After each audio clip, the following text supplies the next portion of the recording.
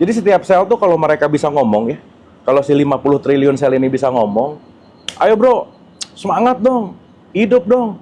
Ini kita semua udah bekerja sama supaya lu tuh hidup gitu. Nah sementara si pengendalinya, ngeluh, bete, stres, depresi, anxiety. Akhirnya apa? Akhirnya antara tubuh sama esensi isinya itu berantem gitu.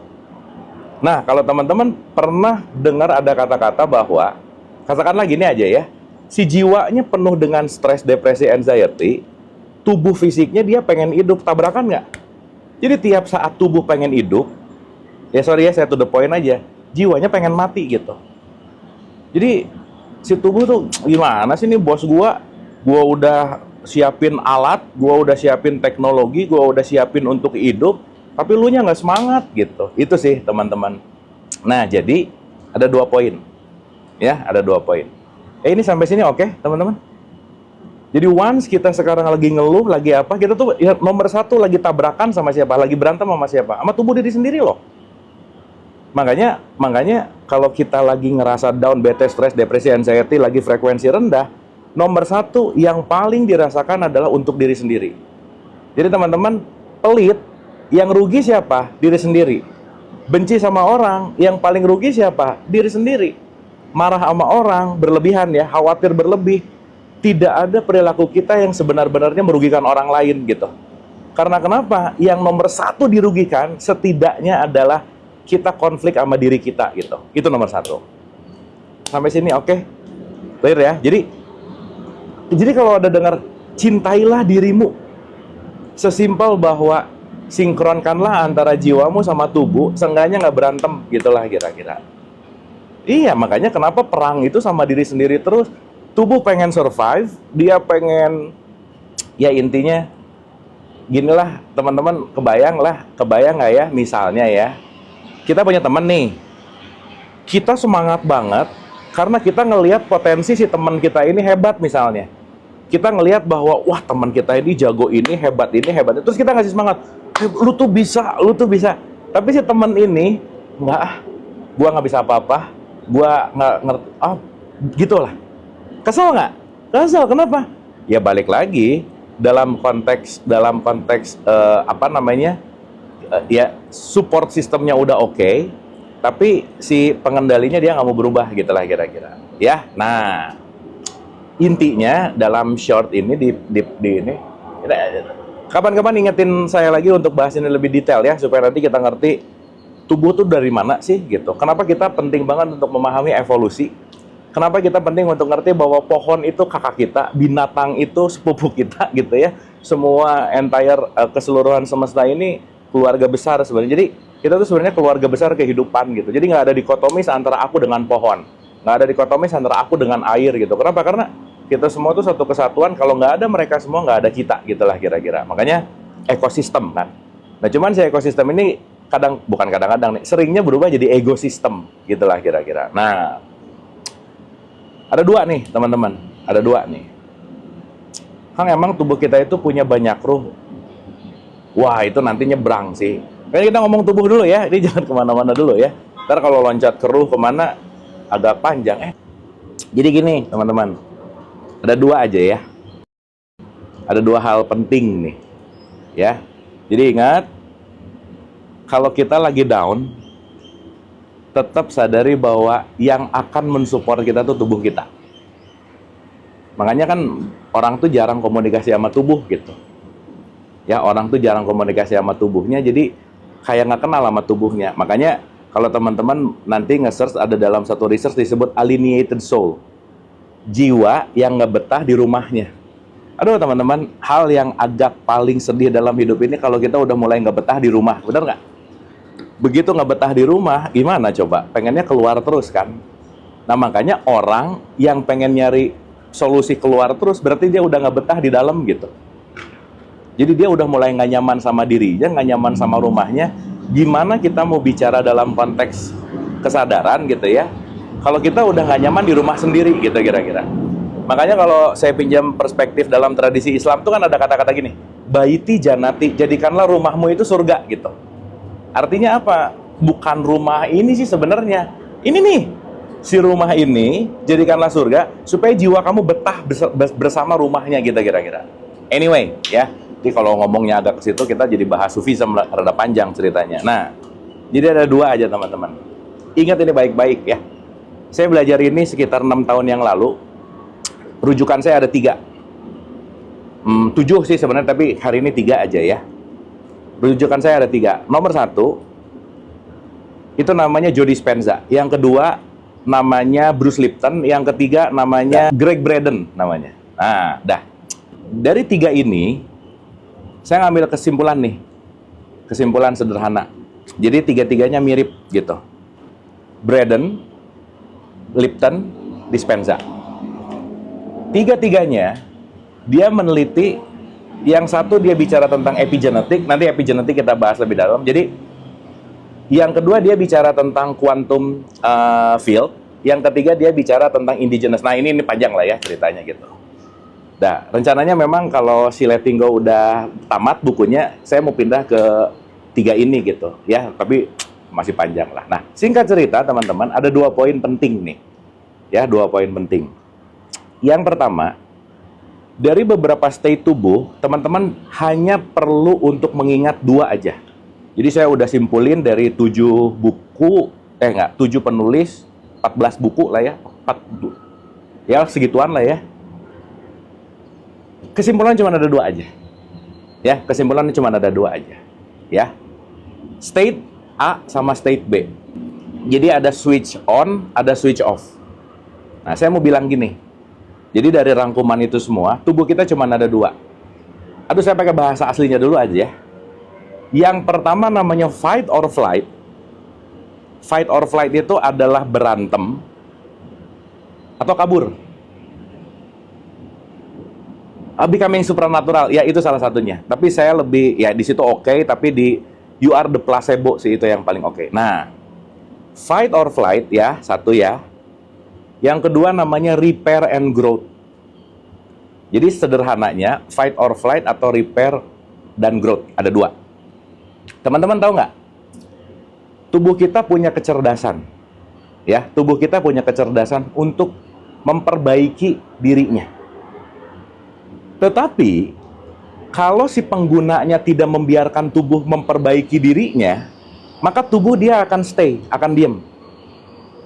Nah, saya kasih contoh sederhana gini. Semua fungsi tubuh itu tergantung bagaimana, saya loncat aja ya, level perasaan kita.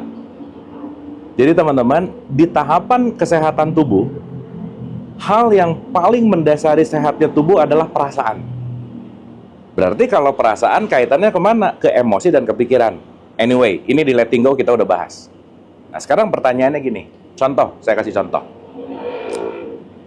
Hidup itu perlu stres. Stres adalah teman. Ya, jangan disalahin. Jadi kalau ngomong aku stres, kita perlu stres. Karena kalau nggak ada stres, kita nggak maju. Yang bahaya adalah over stress. Hidup itu perlu anxiety. Yang bahaya adalah over anxiety. Gitu ya. Itu bahayanya di situ ketika kelebihan. Nah, saya kasih contoh sederhana gini. Teman-teman, saya ngomong dari binatang dulu ya. Karena kan kita juga binatang sih, gitu ya sebenarnya ya. Kalau kita bicara, kita tuh hewan yang bisa berpikir kan. Anyway, tubuh fisiknya hewan, pengendalinya adalah akal gitu.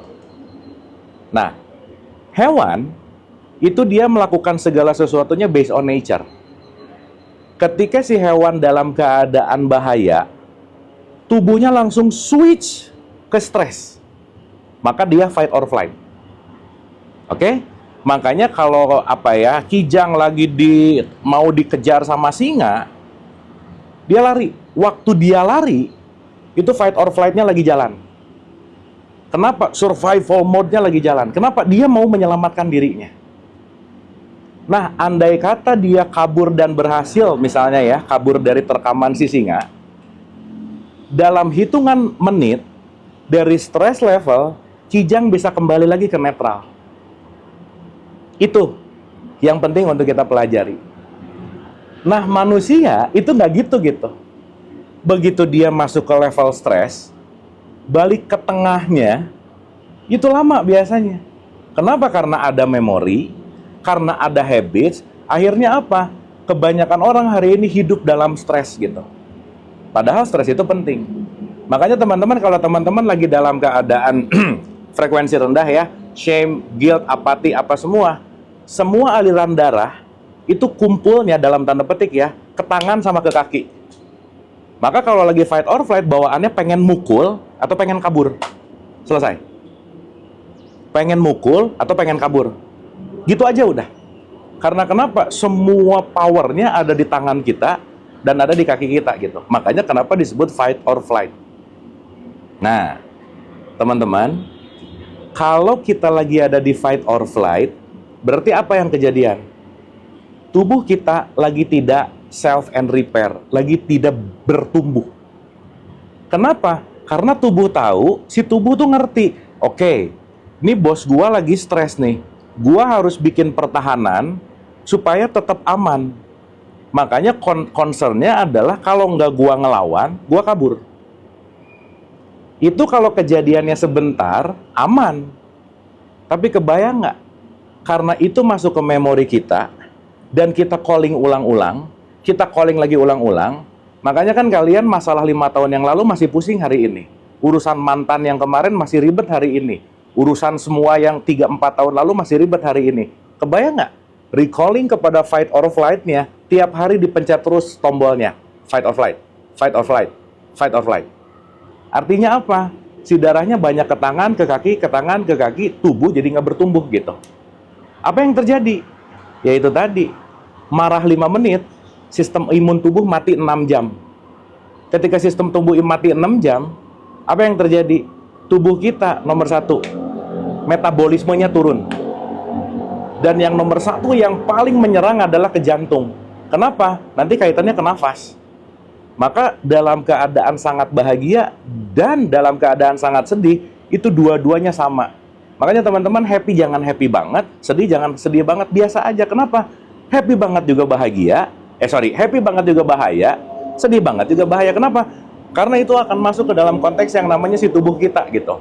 Maka nggak usah over excited, apalagi over sad gitu kira-kira. Makanya kenapa sih semua ajaran kebaikannya selalu mengatakan di tengah-tengah aja lah gitu kira-kira. Karena kalau di tengah sebenarnya yang kita jaga apa? Tubuh gitu. Ini sampai sini oke nggak? Sampai sini oke nih? Nah, akhirnya apa coba? Akhirnya apa coba? 1, ketika ini nggak mau growth, kita malas gerak. Malas gerak, apa yang terjadi? Metabolisme turun. Jadi kalau mau cepat mati, sering marah aja. Sok, kalau kira-kira ada yang mau cerita, gue pengen cepat mati, sok marah tiap hari aja. Benci tiap hari, udah cepat mati pasti. Kenapa? Setidaknya semua sistem imun tubuh pasti drop banget gitu kira-kira. Kenapa? Karena tubuh kita ini terlalu banyak ada di fight or flight gitu kira-kira. Sip ya? Nah, yang kedua itu namanya self and repair. Repair and growth, tumbuh gitu. Tubuh kita akan bertumbuh maksimal ketika jiwanya tenang. Sok, saya mau nanya dulu teman-teman. Ya, saya mau nanya dulu nih. Kapan kira-kira jiwa kita lagi dalam kondisi paling tenang? Waktu kapan? Ayo, coba jawab dulu. Rata-rata kebanyakan ya, kapan jiwa kita lagi tenang? Wah, sholat mah belum tentu. Allahu Akbar. Jadi pikiran, belum tentu. 1, ketika jiwa kita lagi dalam keadaan switch off dalam tanda petik. Kapan jiwa kita switch off? Lagi bobo, lagi tidur. Maka kenapa kita perlu tidur? Karena tidur, tubuh nggak ada yang ngeganggu untuk melakukan self and repair gitu. Karena waktu tidur, tubuh nggak keganggu sama mikirin mantan, kesuat-suat mantan, pokoknya urusan itu nggak keganggu aja. Dia lagi benar-benar diistirahatkan gitu. Makanya orang tidur nggak bisa berbuat jahat, nggak bisa berbuat baik gitu. Kenapa? Karena fitur untuk memilihnya lagi off. Makanya kalau orang jiwanya nggak tenang, pasti pengaruh sama tidurnya. Jadi susah bobo gitu kira-kira. Makanya teman-teman, tidur tuh penting banget ya. Kapan-kapan kita bahas tentang esensial itu gitu. Makanya kalau dalam tradisi Islam, kenapa mau tahajud disuruh tidur dulu? Supaya jiwanya tenang. Begitu tenang, terkoneksi, koneksinya lebih bagus gitu. Intinya cuma itu sih sebenarnya. Ya, anyway. Nah, dah ya. Nah sekarang jadi pertanyaannya, kebayang nggak kalau kita ngerti bagaimana inner engineering kita, bagaimana diri kita ini sistemnya, kita nggak akan jauh-jauh kemana bahwa self-love artinya apa? Ngejaga holistik antara concern jiwa kita dan fisik kita gitu. Nah jadi kalau kita bicara dalam konteks jiwa dan fisik ini adalah holistik, kita mulai sadar bahwa kalau aku terlalu lama membenci seseorang, yang aku paling rusak adalah diriku sendiri. Jadi nyambung nggak ke situ kira-kira? Iya dong. Sementara kalau kita lagi benci sama orang lain, kita merasa bahwa kemarahan kita tuh menyiksa dia gitu. Amarah kita tuh kita rasa bahwa syukurin lu, gua benci lu. Sorry nih. Once kita sekarang sadar tentang hal ini, ketika kita lagi benci, ketika kita lagi marah, ketika kita apalagi dendam dan seterusnya, nomor satu yang lagi dirusak adalah sel tubuh kita gitu. Pertanyaannya, emang kalau tubuh ini rusak, mau pinjam tubuh siapa? Nggak ada teman-teman. Nggak ada. So that's why saya selalu bilang bahwa nggak akan ada orang yang akan menyayangi kita kecuali diri kita sendiri gitu. Nah menariknya, si ego pengennya ngasih makan kebencian terus gitu. Sehingga ketika si ego ngasih makan kebencian, apa yang terjadi? Kita ada dalam kondisi fight or flight terus gitu. Coba, keren nggak tubuh kita? Banget. Jadi, temen banget nih gitu, friend banget lah gitu kira-kira. Maka kalau ini nggak diurus, nggak dilatih, nggak diajak kerja sama, orang yang belum bisa kerja sama dirinya nggak mungkin bisa kerja sama orang lain. Udah pasti aja. Fix aja udah. Nah, jadi kalau concernnya kita bicara tentang repair and growth. Yang kedua adalah fight or flight. Terserah nih teman-teman. Kita sehari-hari mau ada di mana nih terus. Makanya kalau di dalam tradisi Islam, kenapa ada 5 kali untuk istirahat? Supaya setiap istirahat itu jiwanya off, tubuh repair and growth. Jiwanya off, tubuh repair and growth. Makanya karena 80% tubuh kita adalah air, sebelum sholat orang Islam pasti ketemu air dulu. Untuk apa? Cleansing. Makanya kalau nggak ada air pun ketemu tanah. Kenapa? Karena ini kan adalah unsur dalam tanda petik saripati tanah gitu. Kan sebetulnya concern ritual-ritual itu kaitannya untuk apa sih? Mind, body, and soul jadi satu kesatuan yang holistik gitu. Cuman sayangnya banyak orang ngerjain gara-gara apa? Pokoknya wajib, pokoknya harus, kalau enggak jadi dosa. Tapi lupa bahwa kaitan itu semua sebetulnya untuk kesehatan apa? Tubuh kok pada ujungnya. Dimana itulah kenapa di dalam jiwa yang sehat, tubuh pasti oke. Kenapa? Ketika jiwa membiarkan tubuh melakukan kecerdasannya untuk melakukan yang namanya repair and growth gitu. Teman-teman, itu ya. Jadi pada dasarnya sekali lagi, cintailah dirimu seutuhnya. Maksudnya apa sih? Cintailah bahwa kita memiliki kecerdasan yang tanpa batas yang dititipkan di tubuh kita. Setiap 50 triliun sel dan setiap selnya itu punya kecerdasan. Dan jenderal dari kecerdasan ini siapa sih? Pikiranmu. Jadi Salman nungguin pikiran aja, sok. Pikiran, mau gimana, pengennya apa? Kita siap nih gitu. Tapi yang menarik si tubuh ini selalu siap untuk membawa kepada kehidupan gitu. Nah, jadi concern, ya ini nanti saya akan bahas di ruang cerdas pasti ya. Pasti gitu. Gitu. Nah, jadi balik lagi teman-teman, mudah-mudahan dengan kita lebih mengenal diri, dengan kita lebih menyadari diri, dengan lebih kita tahu tentang mekanisme diri, kita akan mulai legowo untuk memaafkan misalnya. Kita akan lebih legowo untuk bisa letting go gitu misalnya. Kenapa? Tidak ada yang paling dirugikan ketika kita benci sama siapapun, kecuali kita lagi berantem sama tubuh diri sendiri gitu. Gitu intinya teman-teman. Nah, jadi sekali lagi, apakah kalian mau ada di fight or flight? Atau kalian mau ada di repair and growth? That's your choice. Itulah yang disebut free will sebenarnya. Jadi free will itu bukan aku bebas memilih. Bukan. Pilihlah kamu mau bertumbuh atau mau dalam tanda petik fight or flight gitu. Gitu. Jadi semua pilihan kita. Nah sekarang balik lagi ya, kalau kita menyadari bahwa contoh nih, saya kasih contoh ya teman-teman. Kenapa sekarang orang perlu menjeda sesaat? Jeda, nomor satu, tubuh tidak merespon merek. Contoh ya, mau mereknya A atau B atau C atau D, yang masuk ke mulut kita pokoknya akan menjadi protein, karbohidrat, apa, nggak penting mereknya apa, betul nggak? Kita nggak pernah makan merek, tapi kita memakan esensinya gitu. Tapi jangan-jangan kita sibuk sama merek, lupa bahwa yang dimakan itu bukan mereknya, tapi esensinya gitu. Ya, nah kandungannya, yes, that's it. Nah, jadi gini teman-teman, kenapa kita perlu menjeda? Bahasanya kita perlu nge-hack tubuh kita.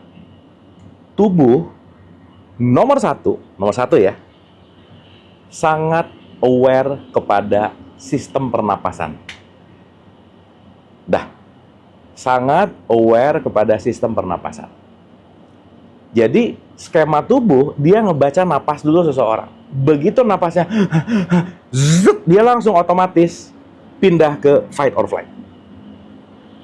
Tapi begitu nafasnya santai, relax. Makanya teman-teman mulailah belajar jangan hambur nafas. Dan yang paling tidak disadari dalam keseharian yang paling dekat adalah nafas gitu. Coba belajar deh tariknya lebih lama, buangnya lebih lama. Semakin kita tidak menghambur-hamburkan nafas, semakin kita bisa switching ke repair and growth. Kenapa? Karena begitu nafasnya terkontrol dengan baik, apalagi terlatih dengan baik, tubuh lagi dikasih sinyal, I am okay. I am okay. Gitu. Makanya kenapa semua semua pintu masuk untuk ke kesadaran, itu semuanya lewat nafas. Karena nafas pembuka switching point dari fight or flight menuju repair and growth gitu. Wah teman-teman, once kita mempelajari semua ini dalam bentuk holistik gitu ya, tahu kalau misalnya dari dari simpatetik ke parasimpatetik. Kenapa? Karena parasimpatetik itu sesuatu yang sudah berjalan secara quote and quote otomatis gitu. Nah nanti di situ kita akan wiring new program. Nah di situ dalam konteks yang namanya reprogramming self gitu. Nanti kaitannya kemana? Conscious mind, subconscious, unconscious, baru nanti kepada awareness gitu intinya. Nah jadi balik lagi, cintailah dirimu, geraklah teman-teman. Jalanlah seenggaknya gitu. Jangan mager gitu ya kira-kira. Karena konsistensi kita menggerakkan tubuh sama dengan konsistensi kita benar-benar membuat metabolisme lebih baik gitu. Makanya metabolisme lebih baik, pasti emosi lebih baik. Emosi lebih baik, pasti perasaan lebih baik. Perasaan lebih baik, pasti pikiran lebih baik. Pikiran lebih baik, hormon yang keluar pasti lebih baik. Kortisolnya akan berkurang. Yang keluar apa? Endorfin. Yang keluar apa? Dopamin dalam kadar gitu. Sehingga kalau kita tahu bahwa tubuh kita ini adalah shop kimia, teman-teman. Tubuh kita ini adalah pabrik kimia. Jadi tergantung si chemistry yang mau dikeluarinnya apa gitu. Ketika nanti kebanyakan kortisol, ya merusak, quote and quote. Meskipun kortisol juga penting kan. Ketika keluarnya endorfin, kita enjoy gitu. Gitu ya, makanya DOSA, dopamin, oksitosin, serotonin, adrenalin. Nah, itu saya ingat. Kalau saya ingat dosa tuh ingat hormon. Karena saya singkat hormon itu dosa, dopamin, oksitosin, serotonin, adrenalin. Jadi orang yang berdosa adalah orang yang mengeluarkan hormon-hormon atau chemistry yang membuat tubuhnya jadi nggak balance itu gitu. Jadi buat saya, my life is my making. Hidupku tergantung apa yang aku pilih. Karena semua hormon juga pilihan kita, dia mau keluarnya apa gitu. Oke guys. Ya. Aduh, tadinya mau ada beberapa pertanyaan tapi makasih nih tadi yang nanya tentang apa namanya, tentang kecerdasan tubuh. Semoga yang nanya satu, saya dapat pelajaran, teman-teman juga dapat pelajaran gitu. Anyway. Ya, teman-teman ya. Aman ya. Jadi nanti kita detailkan di ruang cerdas. Bahasan ini kita akan bahas di pertemuan keempat, by the way. Ya. Dosa itu, tapi ini mah dosa versi saya ya, jangan disama-samain, jangan. Buat saya dosa itu dopamin, oksitosin, serotonin, adrenalin. Jadi kalau, aduh dosa nih, oh berarti nggak seimbang nih hormon saya gitu. Kenapa nggak seimbang? Oh saya julid nih, tadi julid nih gitu. Oh pantes nih, gelombangnya nggak asik gitu. Gitu teman-teman. Ruang cerdas nanti malam jam 8, 7.45 ruangnya udah saya buka. Linknya ada di link tree saya, di bio saya. Teman-teman tinggal klik, nanti 7.45 masuk, nanti kita ketemu di Kejum. Mudah-mudahan bisa diketiktokin juga, karena kemarin entah kenapa si live TikTok studio suka tiba-tiba mati, tapi ya nanti kita coba. Oke ya. Nah itu tuh maksiat, dosa nggak, nanti kita, maksiat itu apa sih gitu. Nah, Dokter Rama baru kelihatan nih, atau tadi udah ada, tadi nggak kelihatan. Dokter Rama, atau nanti malam juga bakal ada Dokter Rama gitu. Nah nanti Dokter Rama yang akan menyempurnakan pembahasan saya, karena Dokter Rama yang paling ahli berbicara tentang psikologi, psikiatrinya gitu. Itu Dokter Rama yang akan mendalami, ngasih tahu kita bahwa betapa pentingnya si psikiatrik kita. Iya mandi heula pasti, atau kan abis ini mandi, skincarean, semuanya gitu ya, supaya fresh gitu. Dan nanti Dokter Rama yang akan melengkapi lah gitu kira-kira. Dok, diantos nanti malam, teman-teman ditunggu nanti malam. Nanti malam kita seru-seruan di Ruang Cerdas, kita belajar bareng. Dan ya balik lagi ya, semoga starting nanti malam ini jadi satu langkah untuk menuju kepada jutaan langkah ke depan yang lebih bermanfaat gitulah kira-kira. Oke guys, kesimpulan. Kita simpulkan dulu. Aduh gimana ya, kalau bahas ke situ agak dalam sih. Intinya gini lah. Saya pakai anugerah dulu aja ya. Zoom-nya malam ini 500 dulu sementara. Mungkin 2 minggu lagi bisa 1000. Ya 500 dulu sih malam hari ini. Teman-teman nge-like nggak? Cek. Udah ya, saya mau simpulkan dulu. Karena summary itu penting dalam apapun ya, supaya kita bisa dapat summarize-nya gitu. Gini, jangan pernah lupa bahwa kita diberikan sesuatu yang sangat berharga, yaitu apa? At least tubuh kita. Kecerdasan yang sophisticated, cari bahasanya sophisticated itu pokoknya ultra canggih, lebih dari canggih, dan dia punya kecerdasan sendiri. Otomatis. Itulah kenapa, kenalilah kecerdasan tubuhmu, maka kamu akan mengenali Tuhan. Gitu. Makanya ada kata-kata kenali diri, kenali Tuhan, tapi mungkin saya akan lebih elaborasi lagi. Kenalilah kecerdasan dirimu, maka kamu akan mengenali Tuhan. Kenapa? Karena Tuhan adalah Sang Maha Kecerdasan tanpa batas gitu. Nah, begitu nanti kita udah menyatu dengan Sang Maha Kecerdasan tanpa batas, let's enjoy the life. Karena pada dasarnya hidup intinya untuk apa? Untuk dinikmati. So enjoy the life. Life is always beautiful anyway. Atur nuhun, teman-teman. Sehat-sehat ya.